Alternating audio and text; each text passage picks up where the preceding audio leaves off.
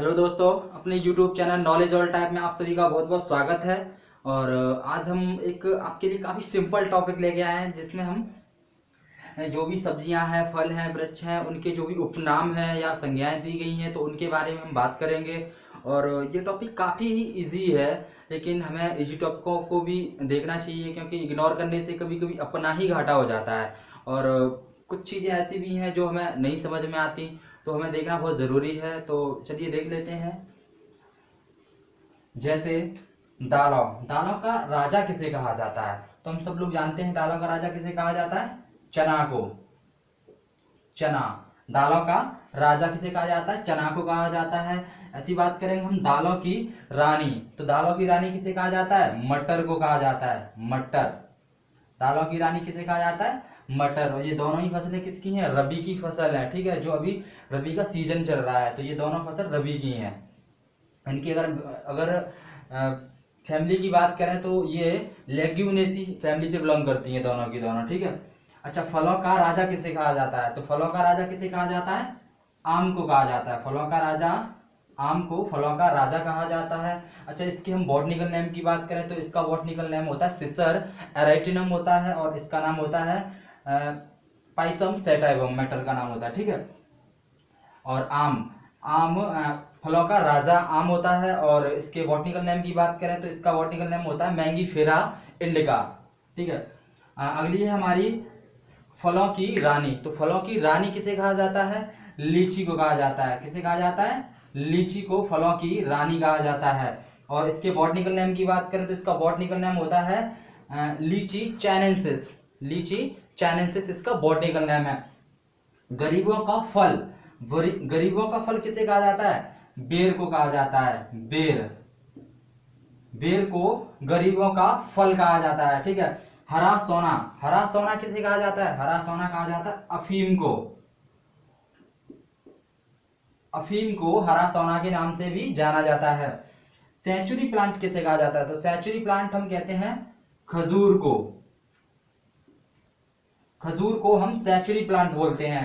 क्या? Century plant. दूध की रानी हम किसे कहते हैं?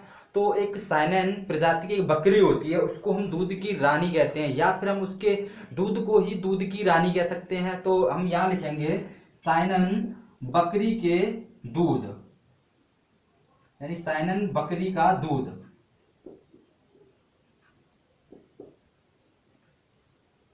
साइनन बकरी का दूध ही क्या कहलाता है? दूध की रानी कहलाता है। ठीक है। अब देखेंगे गरीबों की सब्जी किसे कहा जाता है? तो गरीबों की सब्जी कहा जाता है आलू को। आलू गरीबों की सब्जी है। लेकिन दोस्तों इस बार तो ये अमीरों की भी सब्जी नहीं रही, क्योंकि काफी महंगा रहा था आलू। ठीक है, तो इसलिए हम इस बार गरीबों की सब्जी नहीं कह पाएंगे, लेकिन हमें याद रखना है कि गरीबों की सब्जी है। ठीक है। सफेद सोना किसे कहा जाता है? तो कपास को सफेद सोना कहा जाता है। कपास को क्या कहा जाता है? सफेद सोना।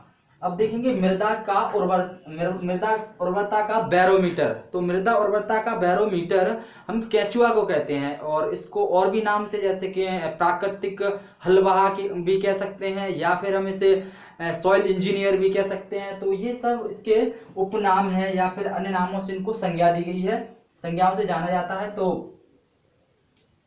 मृदा उर्वरता का बैरोमीटर किसे कहते हैं? केचुआ। केचुआ को कहा जाता है। कल्प वृक्ष किसे कहते हैं? तो कल्प वृक्ष कहते हैं नारियल को। किसे कहते हैं? नारियल को कल्प वृक्ष भी कहते हैं। ठीक है। मसालों की रानी। तो मसालों की रानी हम किसे कहते हैं? इलायची।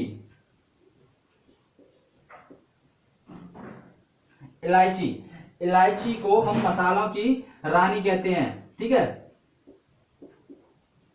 मसालों की रानी। फूलों की रानी किसे कहते हैं? तो फूलों की रानी कहते हैं हम ग्लैडियोलस को। ठीक है। ग्लैडियोलस।